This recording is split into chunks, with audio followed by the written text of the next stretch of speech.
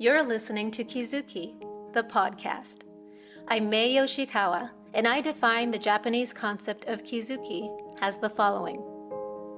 Kizuki 1. A moment of epiphany, an aha of realization or insight which opens the knower to a new dimension of truth that was formerly unknown.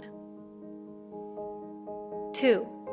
Steps in an incremental growth of awareness, resulting in a movement from ignorance to greater awareness of the bigger picture. A kind of knowing that cannot be undone, that cannot be unrealized. As a longtime yoga and meditation practitioner, a world traveler, and curious self-explorer, I'm obsessed with Kizukis. Listen on each week for inspiring and enlightening stories that may just tip you over for your next aha. On this week's episode, 100 Tiny Surrenders.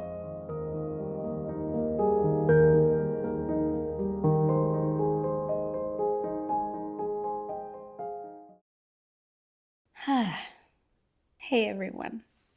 So before we begin, a quick note. If my voice sounds huskier than usual, it's a little beat up, but it's not because I'm sick. It's actually some kind of an allergic reaction I'm having to this Tokyo being hit with record pollen and yellow sand blowing from the deserts of China this season.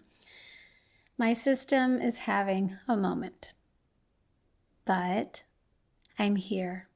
I'm recording anyway. And that's because today's message feels more important than perfect delivery. And maybe you'll soon hear why it makes a strange kind of sense, that even my body is expressing this softness, this rawness. That's what today is about. So, I want to tell you something I'm going through right now. Something that's kind of breaking me apart. Or, to be more accurate, breaking down this toughness I've carried through the world for years. This toughness did serve a purpose. It kept me focused. It helped me build things. And most of all, it helped me survive and hustle and hold it all together when everything in and outside me was unraveling. Maybe you know that kind of toughness, the one that says, don't fall apart now. Keep going. Keep achieving, no matter what. It often doesn't have a voice or words, actually, but it definitely has that energy, right? And lately, I've been feeling that toughness melting from inside me.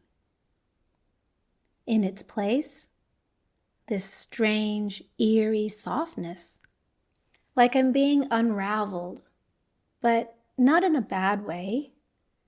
It feels like something of a return, like a sort of babyhood in my heart.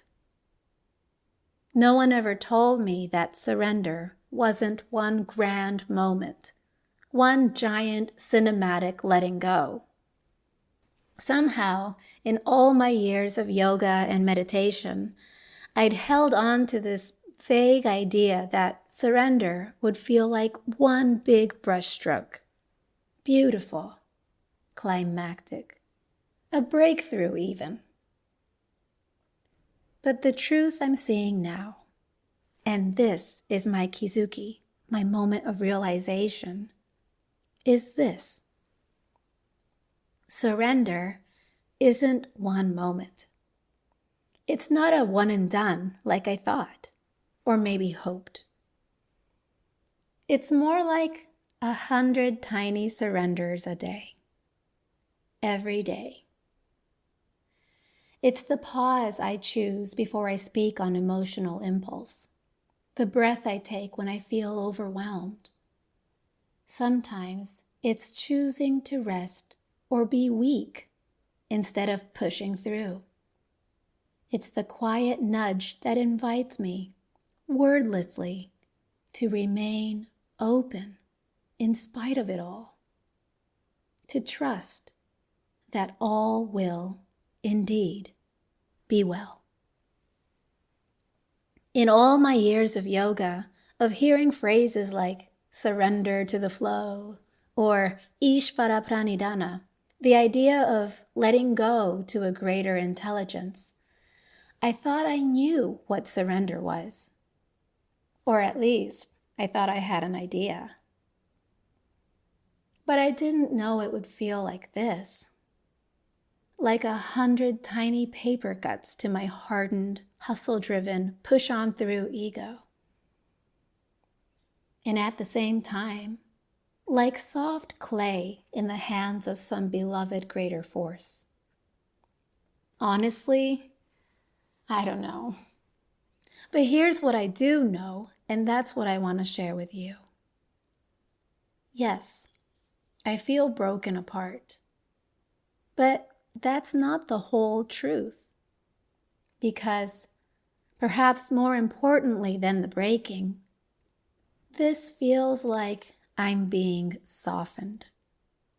So I can be shaped, like that clay, into something bigger. Maybe it's a vessel, something like the next expansion of me.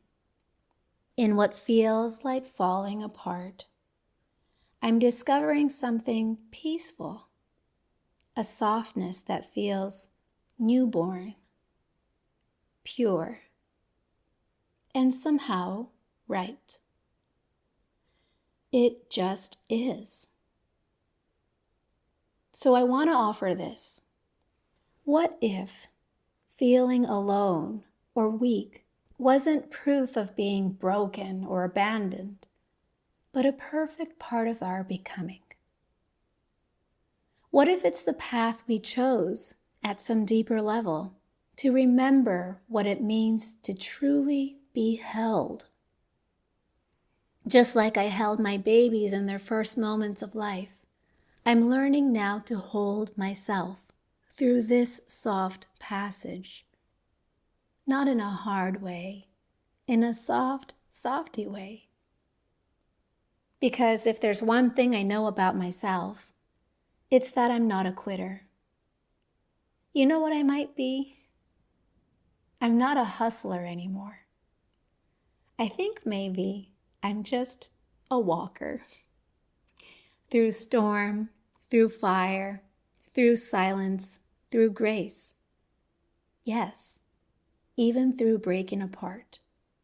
I keep walking, putting one foot in front of the other. And this is your reminder too. Because something in me knows you're not a quitter either. Through storm, through fire, through silence and grace. Yes, through your breaking apart, you keep walking. And you know what? That's enough. That's more than enough.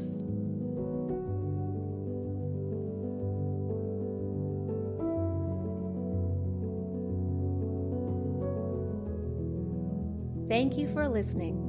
Learn more about me and my Kizuki Journaling Mae method at my website, kizukijournaling.com. That's KIZUKIJOURNALING.com.